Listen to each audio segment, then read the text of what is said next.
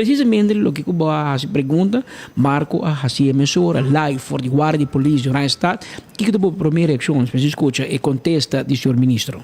Well, o me smile passou, ela disse que não está trabalhando um conceito de lei para esse castigo para o tipo de crime aqui de arma de candela, que botine, que bota usar ou whatever. Então, essa é uma boa notícia.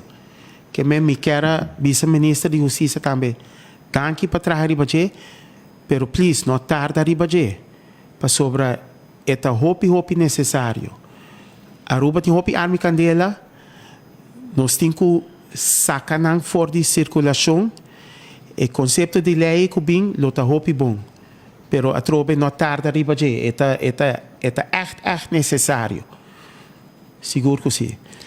Mas perda meio 4 de junho a 2021. Que men 4 de junho outra vira 2 anos.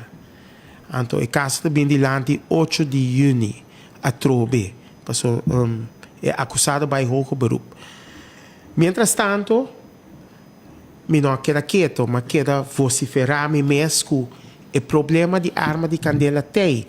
Mientras tanto, hope gente a cometer crime, mata gente, essa é tudo coisa que passa e me nota que nós está indo dilante que problema, o problema está virando mais grande.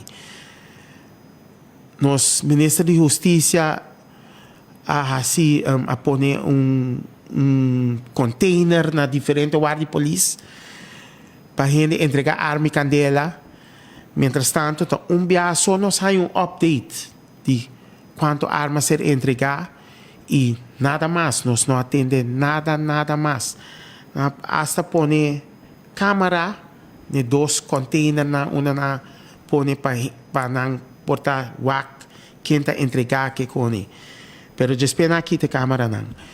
Pero o problema aqui de não para sobre hasta ayer tem problema mucha jovem de 15 anos segundo hasta com cultura um outro jovem segundo de 16 anos que men o problema tá aí não o problema tá social.